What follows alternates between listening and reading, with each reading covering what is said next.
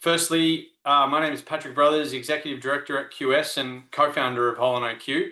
Welcome to our session, Rankings Through a New Lens, HolonIQ by QS. We are going to spend the next 45 minutes or so walking through the HolonIQ by QS platform, and I am very lucky to have Sam Duke from QS's rankings team with us today to talk through some of the more technical aspects of the rankings as we walk through as well. Sam, welcome, and perhaps you could share a little bit about your role and background too. Thanks, Patrick. Hi, everyone. So my name is Sam Duke. I'm part of what we call the frameworks team here at QS. So we're basically responsible for the evolution of the rankings methodologies across all of our projects, and the promotion of those rankings. So we have interaction with institutions about the data collection process and the ranking publications. So some people on this call might have come to some of our rankings preview webinars that we do ahead of each ranking launch. But yeah, that's my role, all things rankings. Awesome. Lucky to have you, Sam, and thanks for joining. I want to draw everyone's attention to the chat. If you can share which institution or city or country you are in right now, that would be wonderful. I can see some good friends from Shinawatra University in Thailand have joined us, but please let us know. Some Sydney, Barcelona, welcome. IMD, Palestine, Taipei, the Philippines, London, Padova, Tashkent, Canberra. Wow, there are some people early in the morning and late at night. Italy, India, thank you so much. Turkey, Paris, Doha, Slovakia, China, Bahrain. Welcome, KL. This is truly a global team here. We had nearly 1,000 people register for these webinars, so really appreciate your time. I'm going to dive straight into our work today as well. If you can give me a moment, let me pull up a screen here. Sam, can you see that okay? Yep, it's showing fine for me. Awesome, wonderful. All right. And just for everyone, please keep sharing where you're from. It's so wonderful to see so many of you from around the world. If you have any questions or comments, drop them into the chat. I can't promise we'll get to them all today, but it's great to see them and we'll do our best on the way through as well. On your screen right now, you should be seeing the HolonIQ by QS platform. You may currently be on the QS Analytics platform that you can see on the screen right now, where you can access many of the trackers. You may be using the World University Tracker, for example, which I'm showing on my screen right now as well. The HolonIQ by QS platform is QS's new or next generation analytics platform, and we're going to walk through that today. If I forget at the end, you can learn more by clicking on Partner with Us at the QS website. I'll share a deeper deep dive at the end there as well. But just to kick us off, I want to just get you oriented on the HolonIQ by QS platform. There's over 100 billion data points available on the platform now, and it's growing week by week. I'm sharing my platform. This is institutions and pages I've been visiting recently. And you can see there is data sets across all 4 areas that QS is focused on: institutional performance, student recruitment and insights, the labor market, intelligence and skills, and innovation, artificial intelligence and education market insights. And you can see those down on the left-hand side in the menu as well. But before we jump in, Sam, you're part of the rankings team. Perhaps you can share just a helicopter overview for those who are a little less familiar with some of the rankings that QS produce. Yeah, sure. So for anyone who isn't familiar, we obviously produce a range of different rankings here at QS, covering all different aspects of university performance. So most people will probably be aware of our sort of premier ranking, which is the World University Rankings, which is a global ranking of general university performance. But in addition to that, we have a number of projects which look at more specific areas of university performance, including the subject rankings, which look at universities within specific subject areas. So not specific programs per se, but just like the general area of academic discipline. We also have our sustainability rankings, which look at university ranking performance in relation to the ES&G factors. So that's everything from environmental, social, and governance in line with the UN SDGs. We also have a range of regional rankings, which look at specific geographical regions, including Latin America and Caribbean, the Arab region, Asia, and Europe. And these differ slightly from the World University Rankings in the sense they have a different indicator makeup, they have different weightings, and the idea is to sort of reflect the unique character of the region. So if you want to have a more specific view of a certain part of the world, you can view those rankings. We also have our GME rankings, which we'll be getting to at the end of the webinar, which is graduate management education. So these are essentially a range of rankings that look at business school performance. So that's everything from sort of global MBA programs through to specific areas like sort of masters in finance, through to online MBAs and executive MBAs. And one of the beauties of this platform is obviously you can get all of that information across all of those different projects in one place. And I don't know if this, I don't know if this is the time to mention this as well, but we will be doing, for a more specific deep dive into some of the indicators, there will be a follow-up webinar to this, looking specifically at academic and employer reputation, which will be hosted by our divisional head, Lee Camelans, next week. So just keep an eye on the website for that. But academic and employer reputation are basically indicators that are included across all of those ranking projects that I just mentioned. So they're sort of they're very much the sort of the pillars of the ranking process. And if you want to deep dive into how you can use this platform to view performance in them, that's the webinar for you. So just keep an eye out for details on that. Thank you so much, Sam. And I'm looking forward to that session with Lee on academic employer reputation. Please sign up for that session if you have not already, and we'll share some details on that as well. All right, I'm going to jump straight in and share a couple of basics, and then we're going to dive straight in. So the HolonIQ by QS platform has search functionality. You can see here everything I've been looking at. I've been a busy analyst.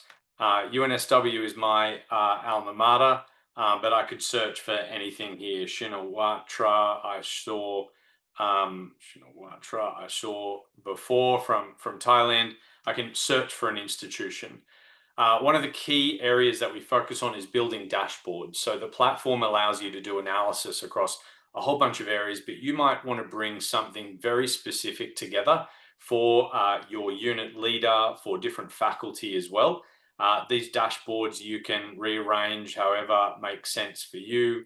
You can change these indicators. We are the leading institution to whatever makes sense as well. And these dashboards you can export, you can share as well across your team. So dashboards are a really powerful feature, not just across rankings, but also across student recruitment, innovation, skills, and reputation. You'll be familiar from the QS analytics platform with peers. Here on the HolonIQ by QS platform, we've taken that to the next level. We got a lot of fantastic feedback from you all. Here are my peer lists. You can see I've been busy building different peer lists to do analysis around the world. You'll have a master peer list, which captures all of the peers that are in your peer set. From that peer set, you can then make any number of combinations, an unlimited number of combinations that reflect the different segments and cohorts that are important to benchmarking your institution as well. So you still have a master peer list, but we enable you to have many other unlimited peer lists that are made up of these institutions as part of your master peer list. Today, you're going to see, I as a super user can see all institutions, and that's what you will see. Your analysis will be limited to your master peer list. QS is also setting up a lot of different peer lists that might be relevant to you. Institutions that have QS stars, R1s, Group of 8, Russell Group, C9. We also plan to continue building out these peer lists as well. And so these are some of the kind of the basic functions, if you like, of the HolonIQ by QS platform, remembering it extends across all data sets that QS focus on. Let me dive straight into World University Rankings. And I've jumped into World University Rankings. I'm just going to hide that menu so we can see a little bit more. And I am Fridge Universiteit Amsterdam. And that analysis is centered around me as an institution. I can change the data set that I am looking at. I need to subscribe to each of these data sets to see them. But this is also showing me that this institution is not in the GME rankings, and that would be the case otherwise as well, but allows me to very, very quickly switch across these different data sets. I can also access all of my peers. You can see these are all of the peers that I have set up. In this scenario, I have 71 peers. Not all of these peers are in the World University Rankings. They must be in some of the other rankings, and I'm using those to do that benchmarking as well. But it's through these areas that I can see that work as well. You're going to see us use this benchmarking peer set through any of my analysis. I can change the peer set that I'm doing analysis on. And where I have them in my peer set, I can access benchmarks here, the R1s, double first class in China, the C9, red brick group of 8. You get the picture. And also importantly, we look at the benchmark period, the primary period that we're doing our analysis across. Sometimes I think in today's session, we're going to look at 10 years, and sometimes we will look at 1 year as well. Sam, just as we get set, I'm just going to zoom all the way out for everyone and set our benchmark period to 1 year to see what has changed just in the last year. And perhaps you can share some reflections on World University Rankings 2026, like big picture, your memories and reflections of this year's World University Rankings. Yeah, sure. So, obviously, when the World University Rankings come out, and particularly for those institutions who don't have access to our analytics platforms, it can sometimes be a bit tricky to see sort of what the broader trends are. So you can look at your own institution, you might look at a handful of peers, but to get a sort of a broader view, often you're reliant on really us as the rankings team providing you with that analysis through content pieces or webinars or so forth. One of the beauties of this platform is you can actually start to see some of these trends more clearly. So in the last year, we saw, for example, strong performance from locations such as Hong Kong, United Arab Emirates, Thailand, and Turkey. And it's only when you sort of look at the data in the round you can actually see these groups of institutions all moving up together, all moving up by a certain amount together. And those four countries was four of the real standouts in terms of their improvements in performance. I think in the United Arab Emirates, they were like the only location that had all of its universities moving up by more than 5 places, which is quite an achievement in itself. Another major trend that we see was, say, new institutions coming into the rankings. So this year we welcomed in 100 new institutions, um, and the location that had the most debuting institutions was India. And again, if you take that knowledge and then look at sort of the Indian performance overall, you can see how those debuts are sort of stacking up against the other Indian institutions that are already in the rankings, and what the other Indian institutions are doing as well. So you could look and see, for example, is it just the case that India has a lot more institutions coming into the ranking, or is that also reflected in upward movement from the Indian institutions that are already in the ranking? And these are the sort of trends that you can sort of pick out. I think one of the final sort of standout point was just change in sustainability. So this is something that came in as an indicator to the World University Rankings a few years back. And we are seeing it sort of evolve with every edition. When a new indicator comes in, you do naturally expect a bit of volatility, but we have seen a lot of institutions improving their sustainability rank quite dramatically in this edition, and that then drives obviously overall rank change as well. So they're just a few of the things which came out of this year's ranking, and which again will hopefully become more clearer to you when you use the platform. You can see some of these trends in real time. That's fascinating, Sam. One of the things I like to do as well is use our kind of change feature here. So at the moment, we're just looking by rank, and as you were talking, I was changing some of the peer sets so that people could see how that responds within their master peer set. But if I click on change and noting I'm a super user, I can see every institution here. Would normally only see the institutions in my master peer list. But what are some of your kind of, again, bigger observations for some of the patterns you saw in changes over time from in this last year? So I think really I mean, we could sort of spend hours diving into sort of all the different changes in the different countries. Every institution kind of has its own story in terms of its sort of movement within the table. But I think the point that's worth mentioning here, and this will be perhaps unfamiliar for those who haven't used our analytics products, is the difference between types of movement. So what you're seeing here on the screen is essentially what we call like exact rank change for these institutions. What rank change is, if you imagine the ranking table in World University Rankings, which goes to around 1,500, so every single institution has an exact rank within that. So they will have like a very specific rank as where they are in that table. What you will see on topuniversities.com and other places is we often, when we get down to the lower part of the table, we put universities into bands. So it might be, say, 1,100 to 1,200. And the reason why we do that and have that difference between what we call display rank and the exact rank is that the differences between score and the lower part of the table are often very small. Um, so when you consider that our rankings are designed primarily for students, for students, these differences are not going to be that significant. So for them, it's much more meaningful to be able to see like a group of institutions who are very similar in performance in one band and know that they're all roughly on the same sort of level by our indicators. Um, what we're looking at here is obviously an analytics product, and in that, the audience is different. I mean, everyone who's on this call today will be often, much more focused on the data. We'll be looking deeper into university performance, and for an audience such as yourselves, that extra granularity of getting the exact rank is much more useful. Um, Not to mention that it's just much more easier to use in graphs and infographics and so forth to see a more sort of clearer view of changes over time. So what you might see in some of these screens that we're showing you is actually the changes look a lot bigger than they would do necessarily on our website, and that's the difference between those two things. It is also worth bearing in mind as well that we often use a sort of, well, slightly clunky phrase that not all movement is equal. Um, and what that means is that a movement of, say, 10 positions in the top 50 can often be more significant than a move of, say, 150 positions in the between 1,000 and 1,200. And again, that comes down to sort of the scoring system and so forth.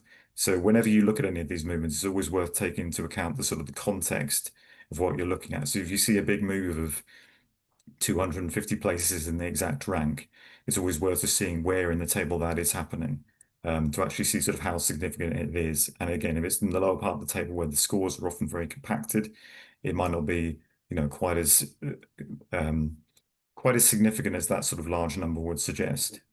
But it's important though to say when you're looking at these tables, just to sort of bear that in mind. Yeah. Thanks so much, Sam. Sam, we let folks look at rank, which we've been looking at so far, but also percentile and also score. Could you share a little bit about the different kind of the times that you think these different analyses are relevant and when you might use them? Yeah, absolutely. So particularly when institutions get their sort of data from us in the form of fact files and so forth, we provide sort of score. At that stage, rank is often the measurement that we use in terms of our sort of public facing rankings and so forth. Percentile is something that which we sort of use in analysis, but we haven't really sort of put out into the public sphere before, but it's something that the HolonIQ platform does allow you to see. And just to very quickly explain the difference between those three. So like with score, you'd probably say this is useful for those who want to sort of really get into the minutiae of performance. So if you want to get an exact view of the distance between two institutions or your sort of exact performance within one indicator, often looking at the score gives you a sort of a clearer view of that or a more detailed view of that. However, if you're trying to get sort of a more broader overview of your general performance, or if you want to see performance over time, then Mm. rank is often a better way to do that. So uh, a score 1 year will produce a certain rank. In the next year, that score will not necessarily produce the same rank again. So if you're doing a sort of comparison over time, score is not always the most useful thing. Rank is a much easier way of doing that and a much more stable way of doing that. So if you want to see how you've done over the last 5 years, seeing your ranking performance change is a better way of doing that. However, obviously ranking won't give you the sort of the detail that a score will. Where percentile comes in is sort of like it sort of sits again at a sort of slightly higher level. So it's sort of useful for those who want to see a broader view of the performance change. So an institution might move up 5 or 10 places in a year, and sometimes that can be, to go back to the earlier phrase of not all movement is created equal. Sometimes that might just be caused by other institutions moving around them or other institutions coming into the ranking. So it might not necessarily be like a pure reflection of their performance. What percentile allows you to do is basically see sort of where does your institution fit in the general picture, sort of what area of the ranking are you in. And so by looking at your movement in percentile terms over a 5-year period, a 10-year period, you get more of a clearer view of are you in the same are you in the same sort of grouping, the same area of the ranking and amongst the same sort of peer group as you were 5 years ago, 10 years ago, or has there been an actual shift in terms of your position in the overall ranking? So it gives you sort of more of a zoomed out view to say, well, actually, in general, has your performance actually, increased or decreased, or are you still in the same area, just with a bit of movement in just the individual rank number? So you can use all three of those measurements in different ways, and they're all really useful. And the beauty of this platform is you can just very easily, as Patrick has shown, you flip between those three to get those different angles on your information. Thanks, Sam. That's super useful. I think we're going to have a look at the effects of those a little bit later as well. I'm just kind of dropping down in this index report the different indicators, and we're revealing the metrics that make up those indicators as well. But before I jump into one of those, perhaps you could share again for those a little bit less familiar how these all come together to build the rankings. Yeah, so the broad structure that we have is basically so at the top level we have what we call lenses, and you can see there they're sort of like sitting above. You can't necessarily like click on them, but they're sort of sitting above the indicator groups. And lenses basically look at a general theme um, of university performance. So it might be that we're looking at, say, research or employability or something along those lines. So that's when we group indicators together into a lens. That's what we call a lens, a sort of more thematic construction. The indicators themselves are like the engine room of the rankings. This is what most people are familiar with. So this is stuff like academic reputation, employer reputation, citations per faculty, and these are the ones that you can sort of see that we're hovering over now.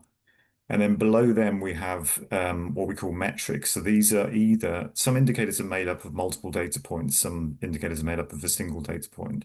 But whatever the sort of the source data is, that's essentially what we call a metric, something that feeds into an indicator.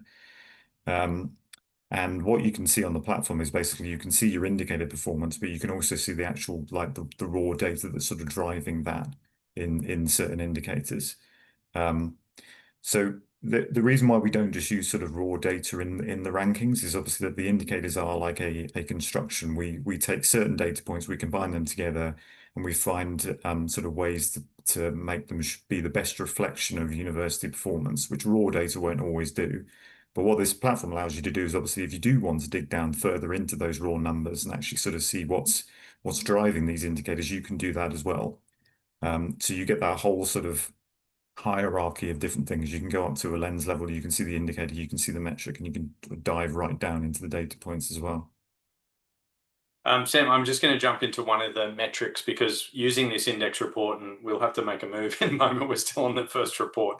But if I click on this international student headcount, this is basically pulling through all of that underlying data that we talked about, including the change over time at an underlying metric level as well. And so we're able to use all of our normal controls, look at change over time, look at different peer sets within our master peer list. Again, I'm showing everything here, which is not normally the case. You would normally be seeing your peer list, but I think that that's obviously, as you said, like an incredibly powerful way to kind of bring through all of this data together into one place as well.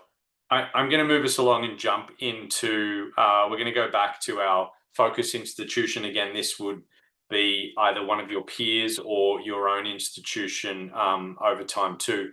And I'm going to jump into the highlights report, where now I'm kind of really diving into this institution as well. Perhaps you can share kind of the kind of things that you're looking for, what you see here when we kind of dive into a single institution. Yeah, so I mean, very quickly, I think the beauty of this, as with any dashboard, is you can see everything in one place, and you can see the information that you might want to dive into. So if we looked at this straight away, you'd be drawn to, for example, like the difference between rank and percentile performance, as we were just commenting on, and what those different things show. So we can see that the institution in this case, actually from a percentile perspective, has actually been sort of increasing over that 10-year period, even if there has been fluctuations in rank. I think the key insights around the indicators are probably the thing which most people would go to. So you can see basically where an institution is performing well, or seeing its performance drop off. And that's really that's really your first point of call if you wanted to understand institution performance. And then in terms of the graphs, it's really sort of putting all that information in context. So like, well, at an individual institution level, we're doing this, we're improving in this area or decreasing in this area, but what does that mean in terms of the ranking? What does that mean in terms of our peer group? And those graphs really help to understand that better as well. Let me dive in and share a little bit too. So, as everyone can see here, we're pulling out some of the highlights in terms of this institution's strengths, this institution's challenges or opportunities, some of the key milestones this institution has had over time when it entered the rankings and when it changed through kind of significant milestones as well. Here, I'm looking at the box plots, which is allowing me to see the interquartile range. So, the median, the top quartile, bottom quartile, minimum and maximum for the peer group that I've selected. So if I wanted to look at the Netherlands here, because Frisia University is there, I'm benchmarking against that group. But I'm going to go back to my master peer list because they're the institutions that I've selected. I saw a question in the chat. Please throw some in. I won't promise a response now, but we will get back to you. This is a group of institutions that we've selected that are relevant either because they're known peers, or they might be institutions you're aspiring to, or institutions who are worthy of benchmarking against your institution. So at a glance here, I can see my rank, the weighting of the indicator, where I'm sitting as an institution compared to this group. So I can see pretty immediately here where I'm really strong above the top quartile range, and where I'm a little bit weaker. So here in employer reputation, this institution is just sitting below the median, but you can see against this peer set that they're very strong overall. If I just have a look at Europe altogether, now I'm going to see this distribution. And so you can see here, a very strong institution across a very broad range of metrics. And of course, they would be ranked 194 as well. I'll go back to the master peer list. With that benchmark too, I can see this evolution over time. And as Sam talked about, over a 10-year period, there's a pretty significant change in the number of institutions who are ranked. So I always like to look from a percentile perspective, which, as you just saw there, has a really different impact on the numbers.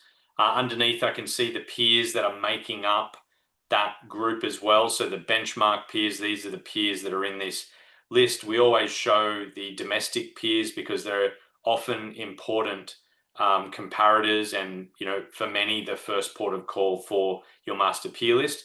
And then globally as well, we look there too. And you'll note that as I change the metrics that I want to look at, I get to see that as well.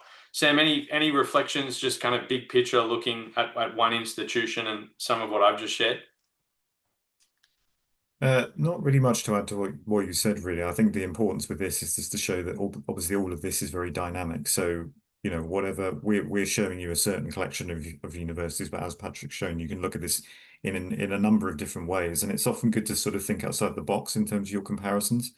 So often it's natural to sort of look at universities in your region or universities that you have connections to, but actually, if you look more broad than that, you can actually find universities that might have a very similar sort of attribute makeup to your own institution that you've never would have thought of, and that might be a potential, partner university maybe. So it's platforms like this allow you to look a bit more broader in terms of who you're comparing yourself to. I'm going to jump into the indicator map. Sam, this is where I often go to first to look across rank, percentile, and score, and each of the indicators as well. Just as I showed before, I can change the benchmark set, and as you said, very comparatively, and that's going to change the minimum, maximum, and median, top and bottom quartile, so that I can get a glance really quickly about where I'm performing. I think this charts like this are really bringing out the point that you made, that here, from a rank perspective, we see a reasonable decline over time, whereas here, from a percentile perspective, we see that kind of returning over time as well. So really underscores that point that you made of it's very important, based on what type of analysis you're seeking to do, that you are looking from a right perspective here too.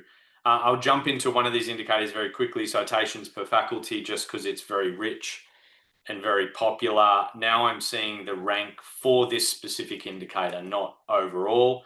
I can see that this institution has improved over the last 10 years.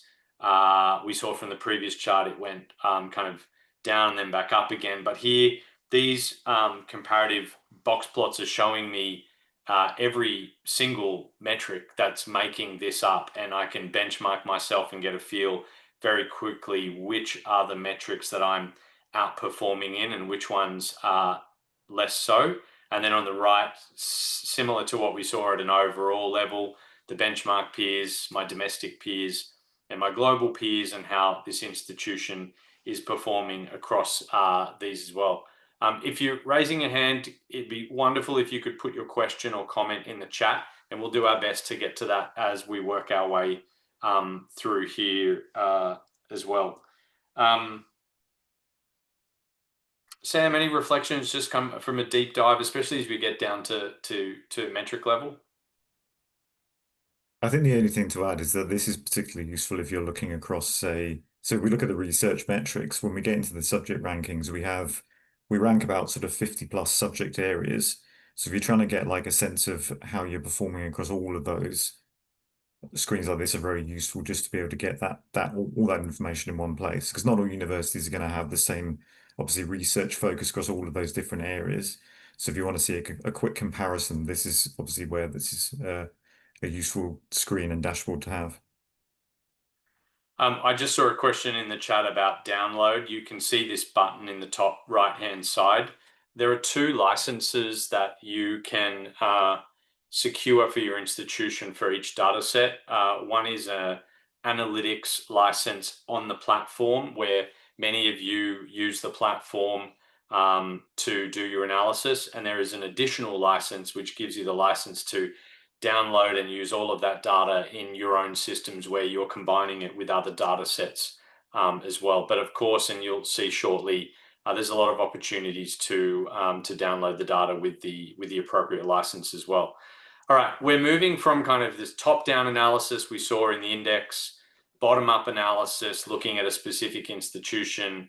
We've had the ability to drill into indicators and to metrics as well.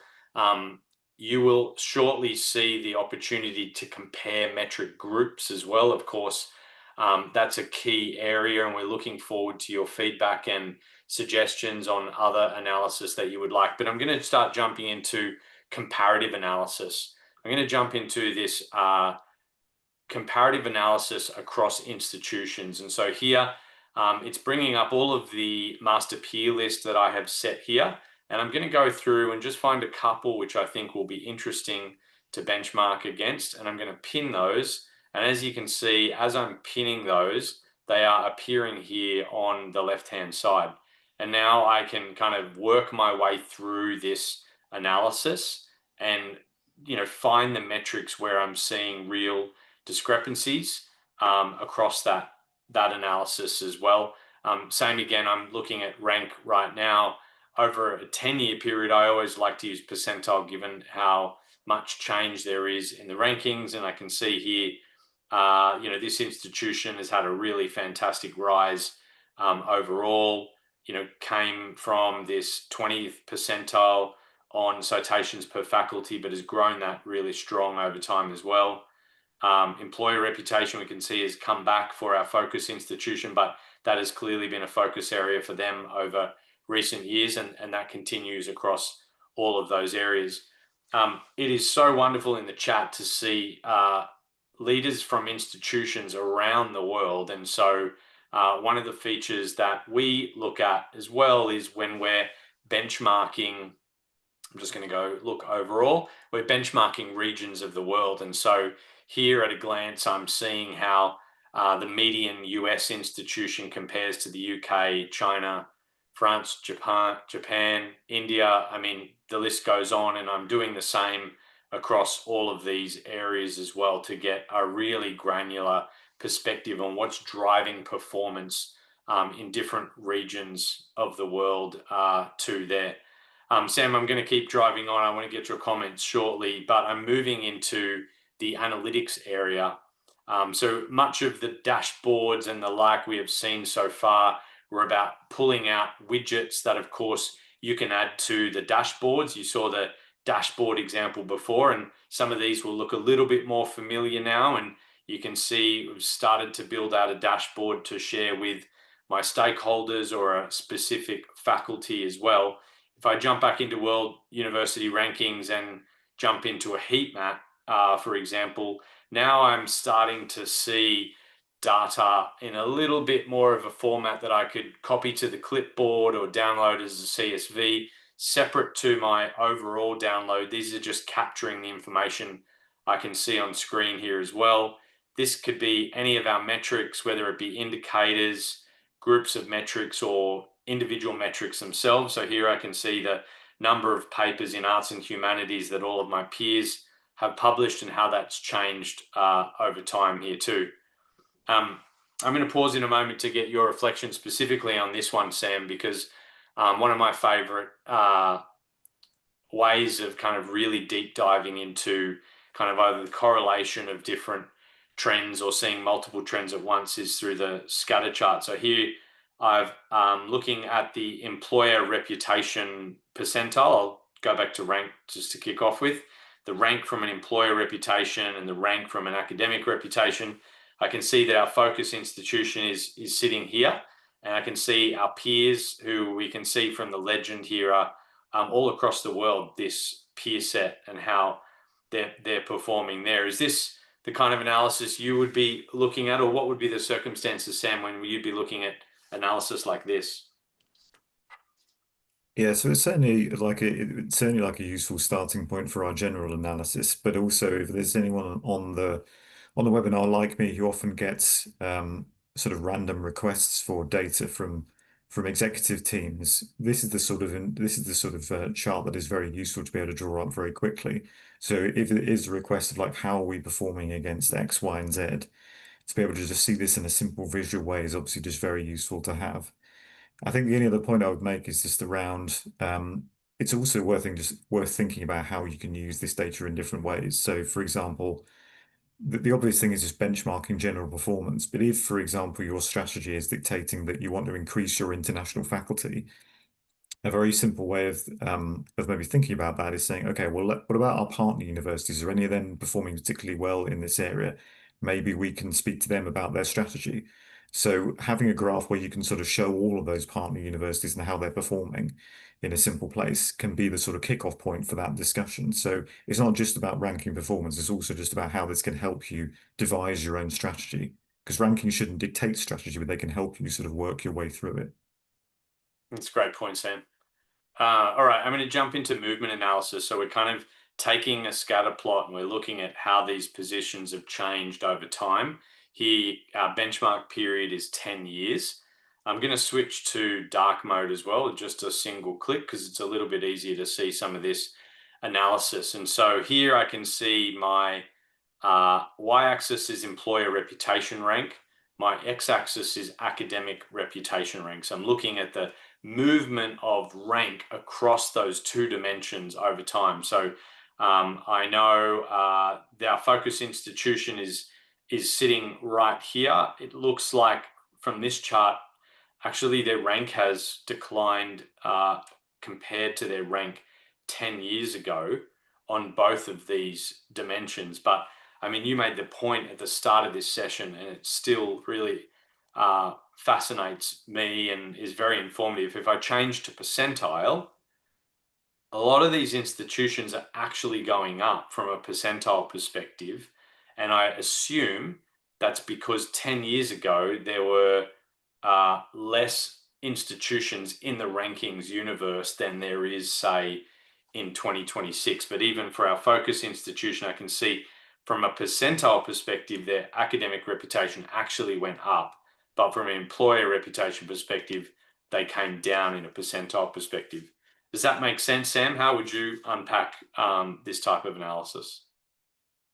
No, that's spot on. I mean, I think it just goes back to our earlier point about using each of those measurements for different purposes. So often, if you only see one in isolation, you can get a different opinion. And the beauty of this platform is to be able to just flip between them, so you can look at one, come up with an initial hypothesis, but then check it against the other measurements to see whether that actually rings true, depending on what you're looking at. Mm, awesome. All right, and then last stop for this World University Rankings is a good old-fashioned list, which I think we're all familiar with. And here I can again look at the rank, the percentile, or the score over time. I can change my peer list as well and kind of just get a high-level perspective about how that is changing. I think we're more familiar with this view than we are of others as well.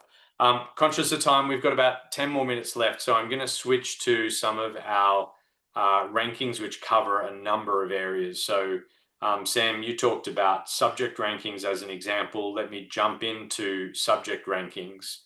And here I can see I'm still on my focus institution, and I'm getting an overview for what I understand is like 50 plus subject rankings that are developed every single year across faculty. And this overview screen, again, is bringing the kind of type of analysis we saw before.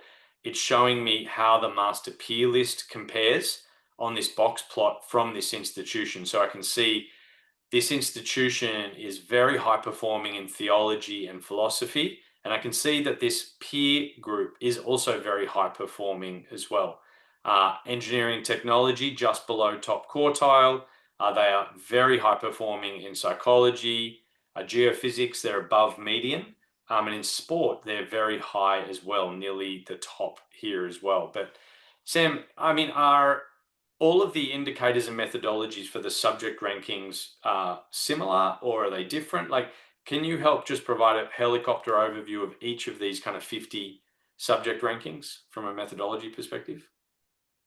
Yeah, so we use the same sort of collection of indicators, but they have different weightings. So obviously, like the STEM subjects, there's more of a focus on research there than there would be in arts and humanities. So we do use a different weighting sort of makeup, and you can find that information on our website. I think the other thing to just mention, just to reinforce the point about subject rankings, is they are looking at sort of broad subject areas. So if an institution has like a ranking in, for example, theology that we mentioned, we're not ranking like the individual program that they're offering, because they might have several programs in that subject area. We're looking at the overall offering within that broad subject area. So that's just worth bearing in mind. But I think where this is particularly useful is if you imagine like trying to sum up all of this information for all of these different subjects on like a PowerPoint slide, which we have had to do quite a lot in various meetings with institutions. It can be very tricky, this sheer amount of information you're trying to display. So having dashboards like this, just where you can see everything in a much more sort of simpler way, and again have that peer comparison as well, is just very useful and a lot more user friendly. Sam, I've switched to Harvard University because the institution we were focusing on is not in the GME rankings, the graduate management education ranking. So I'm going to jump in here and just share with folks that just like the subject rankings, we have brought onto the HolonIQ by QS platform all of the GME rankings that we do as well. Perhaps you can share just a little bit about GME, same again from a methodology consistency perspective, and how should we think about GME rankings? Yeah, so with GME, we're basically looking at sort of like postgraduate MBA courses typically. And they have some indicators in common. So reputation, which goes across all of our rankings, is included there. But they have each of these GME rankings has a slightly different focus. But there's generally more of a focus on aspects like employability and value for money and return on investment. Because obviously you're doing an MBA ranking typically to advance your career. So these are much more focused on those indicators than the world university rankings, because the university education is going to be, as a student, you're going to have lots of different um, sort of reasons for doing that, whereas GME is a bit more focused. So you can see the sort of the various different rankings that we have, and again, the ones that are focused on specific areas like finance or management, again, will have a slightly different indicator makeup depending on what the focus is for those courses. The only other thing to mention is you will see here that we're using sort of university names. The business school names will be like the next evolution of the platform. So obviously a lot of these universities have like a differently branded business school within them. Those will be coming to the platform soon. Just in case you were wondering. But Yeah. Thanks, Sam. Thanks for mentioning that. That's great. Really important point that we're showing the kind of parent institution at the moment, and that'll be coming shortly as well. All right, last stop, I promise, is sustainability rankings, which I know is quite a complex ranking. Sam, when I look through the indicators here, and I just see a lot of detail. Can you share some background into kind of the sustainability rankings? Be really wonderful. yeah, so with the sustainability ranking, essentially it's largely based on the sort of the UN Sustainability Development Goals. And as anyone who's familiar with that structure will know, there's a lot of those goals to cover. So we haven't done sort of one-on-one in terms of our indicators, but all of our indicators are linked to one or more of those goals. And when you combine all of them, there's a lot of different areas to cover. As we're seeing on the screen, within each, we had to actually have an extra layer within our measurements to sort of cater for this. I think there's something like 54 individual indicators within sustainability, Wow. covering all different aspects of university performance. And again, it's a really good example of how, when you're trying to get your head around that, it can be quite difficult, even when you're trying to just judge your own institution's performance.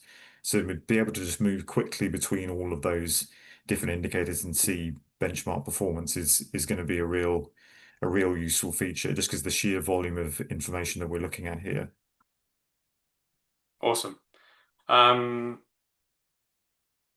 That nearly wraps us up, Sam. I'm just going to jump back into World University Rankings. I'd love to kind of get we've done like a pretty rapid tour of World University Rankings and of a number of our other rankings as well. But just really big picture, I'd love to get your reflections on, how you expect the institutions who are on the call to kind of leverage the platform to look at their institutional performance and benchmark as well.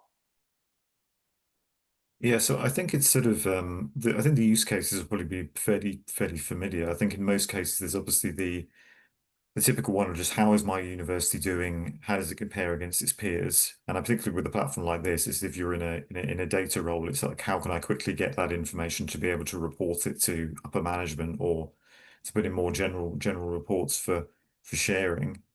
But there's also, as we said earlier on, rankings should never dictate strategy, but they can be used to sort of they can be used to frame strategy or find routes forward for strategy. So if there's an area that the university is putting a focus on that wants to improve on a platform like this, can be a really good way of seeing, okay, well, who else is doing well in this area and what can we learn from them? And as we said before, it's not always about making a comparison with other universities in your own country or region or universities that you have partnerships with. It might be like a university on the other side of the world who has very similar indicator makeup to you, but is performing better in one particular indicator. And then the question is, well, okay, what can we learn from that? So I think those comparisons and how it can be used to sort of, again, not frame strategy, but help you just like figure out what the strategy is going to be, is a really useful thing. So I think those are the main things really, a combination of reporting, general benchmarking, but also using it for strategic purposes as well. It's amazing. Thank you so much, Sam. Sam, I really appreciate you joining the call and kind of sharing your expertise and insights with us all on rankings methodology, some of the more technical components, use case, and what you see as well. For everyone else who is on the call, I'm one of your questions, of course, is going to be how do I get access? And I can see that question in the channel. Whether you are a current QS Analytics customer or you have not yet been a QS Analytics customer, if you go to the QS website, you can see the Partner with Us link, and that will connect you with us immediately for us to return. You can also start to learn more about this. If I go into capabilities, for example, we've been focusing on institutional performance today. You are going to see some profiles for our QS performance data sets. And so if I go into this area, of course, on the right-hand side, you're seeing some familiar analysis. And if you contact us specifically about these QS performance data sets, we can share more information about how we can support your institution with more advanced analysis and institutional benchmarking to, again, as Sam had mentioned, inform your strategy as well. That really wraps us up for today. I have to again thank everyone for joining. Again, we had nearly 1,000 registrations, and so wonderful to see hundreds of you online, literally from all around the world for this session. Thank you again for your time and your patience. We will feedback next steps and some links for more information shortly. I hope to see you all on the reputation webinar next week that Sam mentioned.